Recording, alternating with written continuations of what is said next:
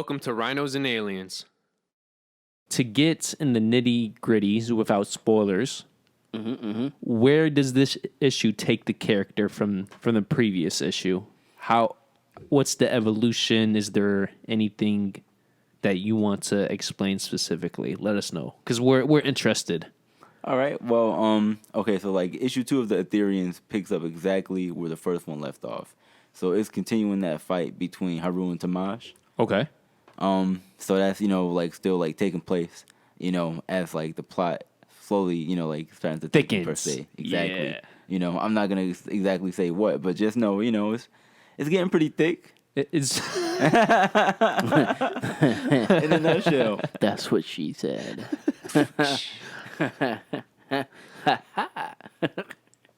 Yeah. continue.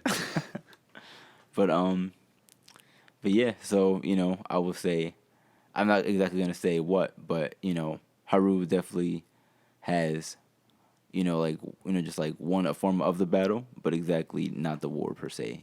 There's still like a lot more to come than just what's going on in the present issue. Yeah, we was talking about it before we started. You said in the first issue, you mentioned the main reason, like what's going on. Yeah. But you never like actually said anything in it in the first issue. So what's different from like this issue to the first one? Yeah, you almost made it seem it was hinted upon. Yeah. Well, like what exactly was hinted upon per se? Like for me, it was the enemies, the main, how do you say, nemesis or villain? Like you understand? Okay, got you. Okay, so like the main nemesis, like his arch rival, his name is that Halao. was better. Yeah. So his name is Halao. Okay. And he is, just like an evil space emperor who's, pretty much on like a conquest to go, and like get like as much gold as he can from like numerous planets or like resources and things like that. Okay. To create a super weapon that will ultimately, like make him like dominant over the universe. Okay. So that's like what he's, like currently trying to do. And, just like Haru and the Etherians is, like trying to, just like stop that from happening. So does this issue get more into the thickness of that? It begins to. Or Okay. does it like build up to it? It's building up to it. Okay. Like it doesn't Okay. directly like jump into it, but it's certainly building up to that. It's setting it up. Exactly. Okay, I got you. I feel you. So I don't want to spoil anything, but who's like the main enemy in this issue? Yeah, what's the main conflict in this issue? What's the conflict going on? The main conflict, let me see if I could just like turn it around for you guys. So you guys both read the first issue, right? Yes. Okay. So like, just like, so it basically, just like continues onward with like the battle of like Haru and Tamash. Okay. So like they're still like, like on planet Eros in Anzu City. And they're kind of, just like continuing that battle that they started at the end of issue 1. Okay. So this is legit a direct sequel. Direct sequel. John Wick style. John Wick style. Hours after. Just straight, bam, legit, like picks up directly where part 2. Okay, like no in between gap, no, like days, weeks later, like it's directly. Or years like, in some situations. That too, yeah, big time. It just directly, just bam, here it is. Okay. So dope. my question for this, do you have a ultimate goal for issue 3, 4, however long this arc is going to go? Do you have that in your mind already, or are you going with the flow? I would say a little bit of both. Okay. Like I have like a general structure Of the main points, Yeah. plot points. Okay. but then it's like I feel like as like I also have like that main, just like point of what I want to do and like where I want to take everything. There's also like those like new ideas that like, well, maybe that can kind of get incorporated in there somehow. Or something in your life might influence a character or Big time. a narrative change that, Yeah. as long as you're adaptable, you might be able to fit that in. Yeah, definitely. I mean, 'cause like I feel like the only way that I would like truly like scrap something is if I just truly just didn't like it. But generally, if I can, I'll try to like work as much as I can because I feel like any content is good content. Right. You're Right. As long as it's true to yourself. right. It's truly what you make of it. And I feel like like depending on like how like it's projected out, truly depends on how you feel about it too. Like that goes for anything. Like let's say for example, like I put on this outfit, and I'm just like, oh, I think it looks horrible. I don't want to wear it. But everybody else is like, oh, this shit looks great. But to me, since it's horrible, I just feel like it's horrible. And regardless of what anybody that, like else say on the outside. Yeah, it's like your own point of view. Mm-hmm. Yeah. And I feel like that could, just like truly like affect like the outcome of something sometimes. Yeah, they do say the best art is the art that creates the most emotions. Not necessarily saying, oh, half the people are saying this is good, half the people are saying this is bad, but art that gives the most individuals different impressions and different emotions coming from themselves is sometimes the best. In turn, like for example, The Last of Us 2 that we were just talking about. How there's all these different emotions going into this art. And yeah, a good portion of the emotions are quote unquote negative. Right. But that's because the first one built up a story people got invested in and they thought a story might go one route But then it just completely flipped. and fucked them right in the butthole. Yep. Because that's how I feel. Besides the butthole part. Oh man.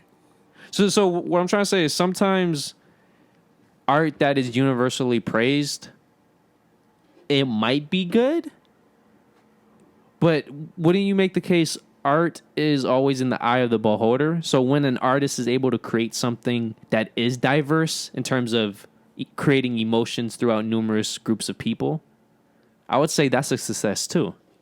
I definitely agree. I definitely agree on that 110%.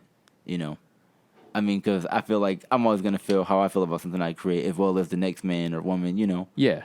So like everyone's gonna hold that essence, but of course, everyone else on the outside is gonna, like it or not like it. It's truly Or it might be in the middle. that too. Right. It's always that gray space. Yeah, always. Man, fuck that gray space. Because if you either on the bandwagon or you off. Don't try to balance yourself in between. Or you're like conscious and you say, yo, Bill Belichick really is a great coach. So I fuck with the Patriots for that. But Tom Brady, that motherfucker, that cocky motherfucker. No. You either with the Patriots or you without the Patriots. Simple as that. I'm sorry. No, I can't say that either. I'm being a hypocrite if I say that because D Rose is my favorite player, but the Bulls suck. And then he's not even with the Bulls I was anymore. about to say, bro, But that's no, a I hot was minute saying ago. like even when he was there. Yeah. I forgot where he is. He might be in Detroit still. Is he still Detroit's with? completely terrible. Yeah. I think he is with Detroit still. Oh yeah, they're This season. Yeah. completely terrible. Anyway. Anything else you want to say about this current issue? I definitely will say that it's truly out of this world, and you're definitely gonna enjoy it. Okay, cool. For sure. Last question about the issue. How was the creative process for you compared to the first one? The creative process, Yeah. I would say it was generally, a little bit, it's like similar, but yet it was also like different in a way. Only because, I'm just working on, a second book and I already accomplished the first one, so that's probably like the aspect of it being, like different. Okay. But in regards to like the similarity, like I still have like that same passion for it as I did the first time around. I definitely, enjoy making it, just like taking that time, doing what I needed to do, the process of it. I mean, obviously it's lengthy, but I don't mind taking that time to do that work because I'm invested in it. You're this is my passionate life. about it. Right. Mm-hmm. This is what I do. Yeah. You know? Do you feel like you were able to sense yourself at any point that, okay, either drawing / illustrating or writing or just processing long term that you yourself, I'm getting better at this. I'm slightly improving at that. Do you feel like that, or is that more so a thing that after the process of the issue you realized? I mean, I feel like I realized, like I noticed that, just like as like things, like progressed, like just me working, between like the issues as well as, just like side pieces. Okay. And I'm just like, wow, just like things that, I couldn't do before or just think that I couldn't do. It's like, wow, I did that. I'm pretty shocked that I did that just now, Then I'm You like, should well, be.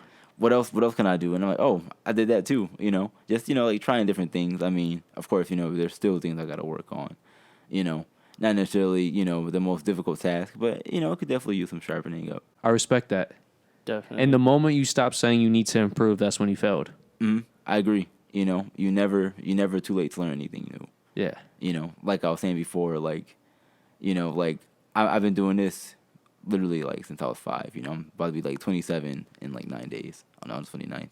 So that's Hey. quite a long time. You know what I mean? Yeah. But even so, I'm Man, in the seasoned. comment section, if you're watching this, say happy birthday for my man or future happy birthday.